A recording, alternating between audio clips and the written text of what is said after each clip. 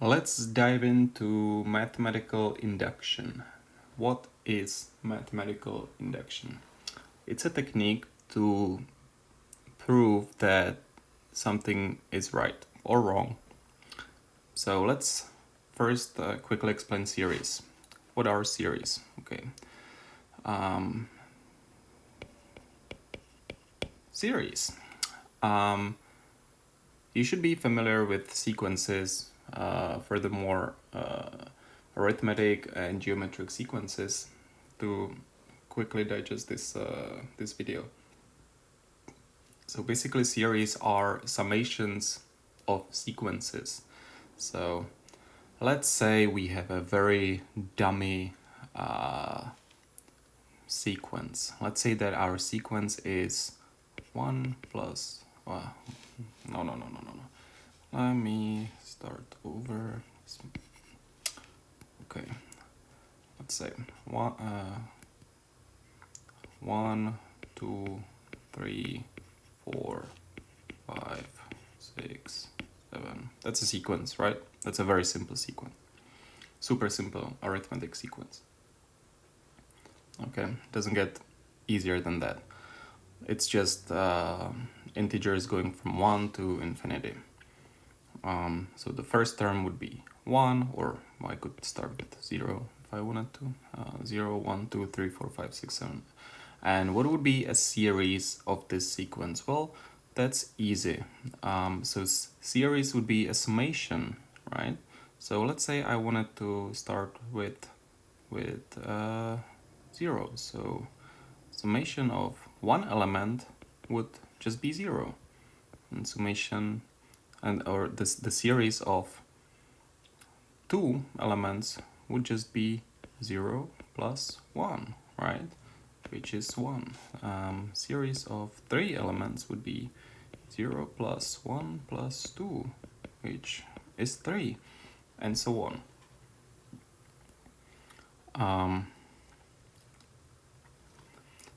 So that's the series. That's essentially summation of the terms, putting them all together and adding them all together. What is mathematical induction? That's it's a way of proving something is right or wrong in terms of that we can apply in terms of series. So let's say that we have a geometric series. Geometric series is normally given by the following by the following formula, right? 0 times r k. That's how you can calculate every single term, like this. Right? And every geometric series has a ratio and it has a first element. So I decided to call it A0, you can call it A, you can call it whatever you like, and K is the term you're trying to get to. So if we had a geometric sequence where A0 would be 1 and R would be 2, then, well, A0 would be one that we already know. To calculate A1, we would basically do A0 times 2 to K, which would be 1 times 2 to 1, which would be 2, right? That's the result of A1. Anyway, using this generic formula, we can calculate any term and any kth term, since we have the letter K here. Right, here A1 is when K is equal to 1. That's what we get here, right? And now for the series, is there a formula to calculate series of this geometric sequence? That would be definitely cool, right? Because right now, if I would like to calculate series of 1, well, that's easy. I know that A0 is 1, right?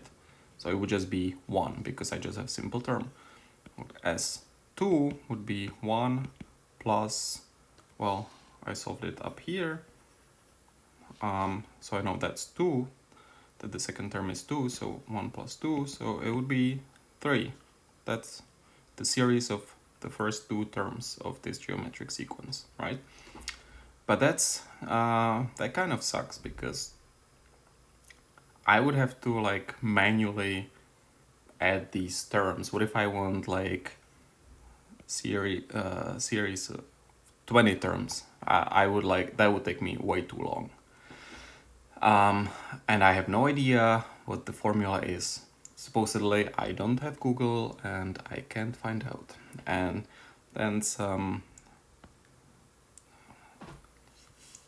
friendly traveler comes along and he says, hey, I think I have the generic formula for you, and it is Sn is equal to A0 times 1 minus R to n over 1 minus R. And you can use this to get the arbitrary series for your problem. You've been struggling to get to S20, so you can just use this formula and it'll get you there. Any number, it doesn't matter, it's just gonna work. Let's say that you're a little skeptical, you don't believe this guy, and you don't know if he's telling you the truth or not, because this right here could be completely bogus, right? Like we don't know, but we are smart, so we will use mathematical induction to prove him wrong or right, depending on the outcome. And mathematical induction has, well, people say it has 3 steps. I think it has more of like 2 steps. So let's write out the steps. So first, base case, we need to prove it for a base case. Second, assume it, or let's just say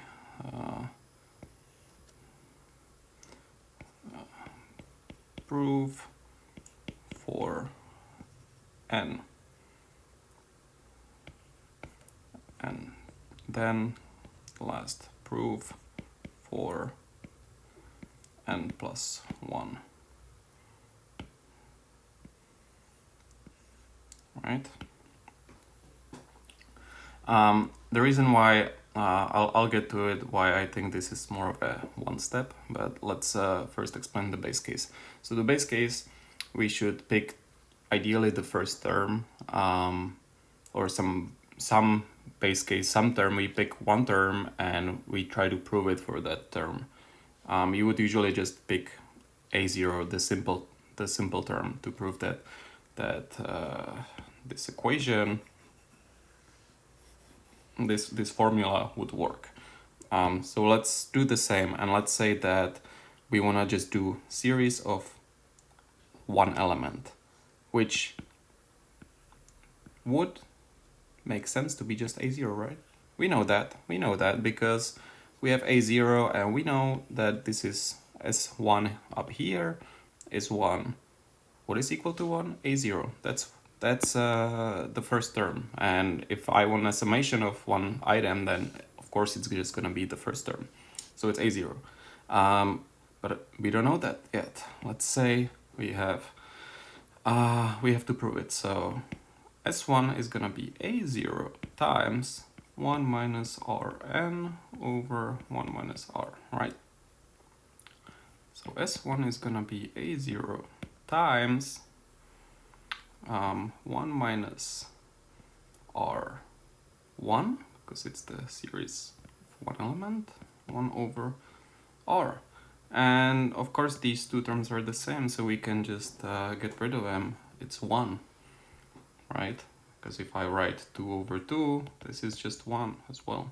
So these two terms divide are 1.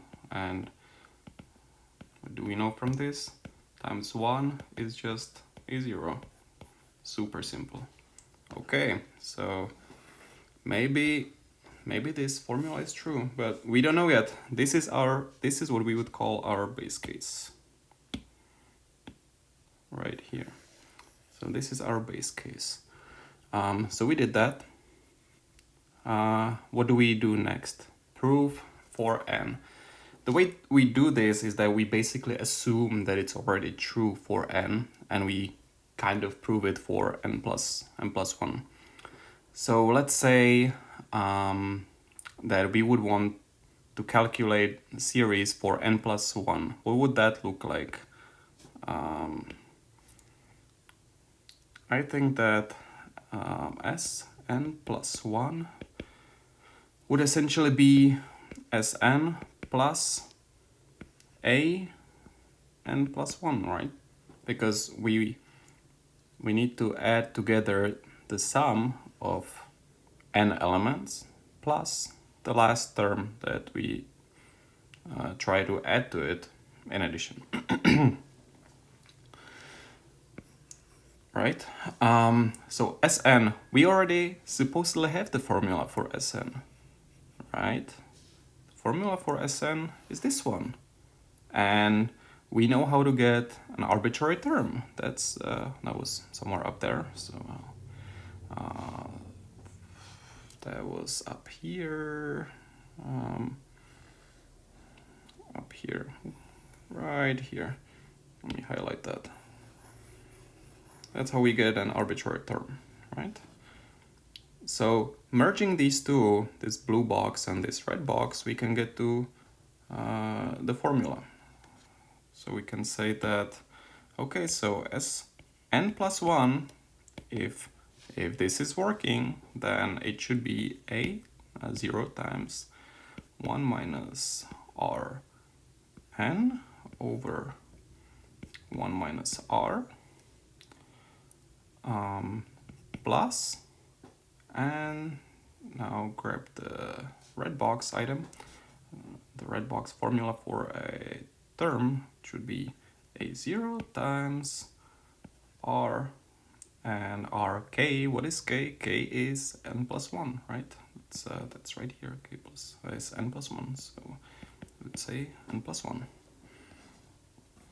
All right, so what do we do with this? My most hated math activity, simplify.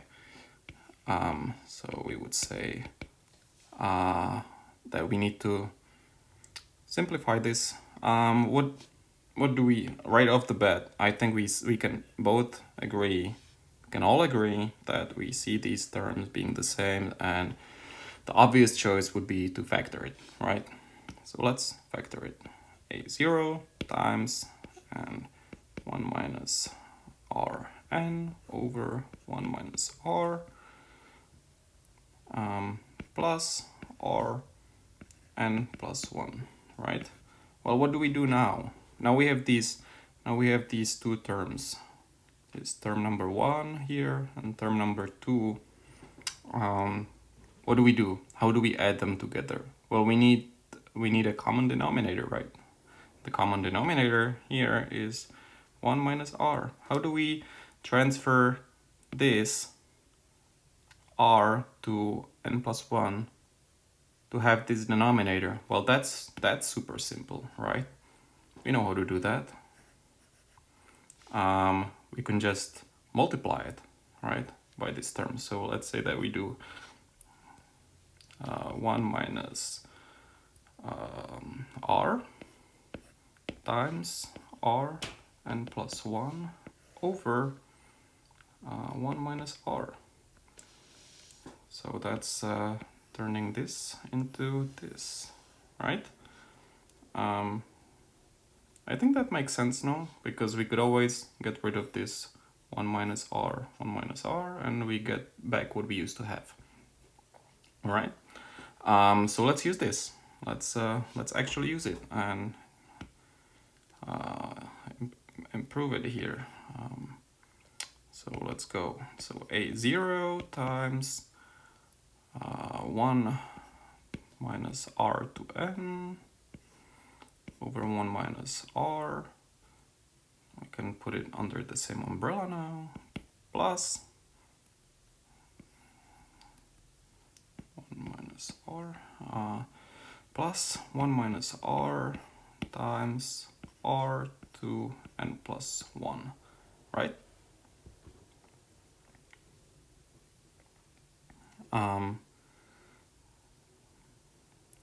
So what do we do now? I think we can further factor it out. And we have these, because we have these, it's not totally obvious, at least it wasn't for me when I first started working on that problem. But basically what this is r to n plus 1 is the same thing as r to n times r, right? Because let's say we have 2 squared times 2 would be 8, because 2 squared is 4 times 2 is 2, so, and that's essentially the same as writing 2 to the third, that's 8 as well, okay? So when we factor it out, we do 1 times 1 minus r to the n times, and factoring this term would give us 1, and factoring this term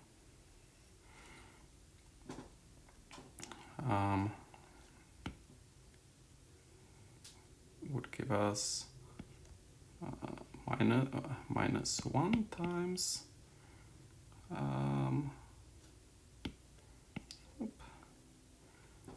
because we want the whole term, whole one term, right? This whole thing is one expression. 1 times 1 minus r, right? Over 1 minus r, okay?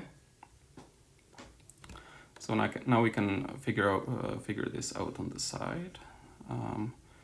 What is this? So if I just multiply something by 1, I don't have to do it essentially. So 1 minus 1 times 1 minus r, that would just be 1 minus 1 minus r, right? And if you remember, if you have a negative here before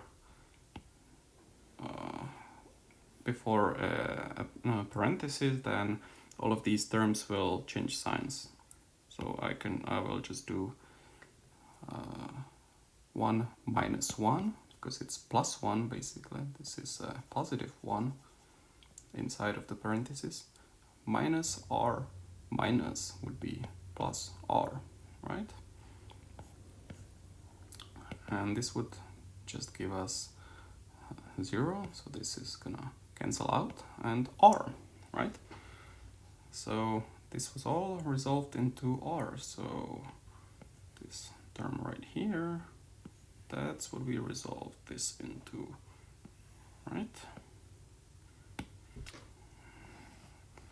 So the next step would be a 0 times 1 minus r to the n times r. That's what's left, right? 1 minus r, okay? And now, what do we know? Well, what do we know? What do we do now? Well, r to n times r is basically r to the n plus 1, right? We did the same trick up here. It's written in yellow here, right?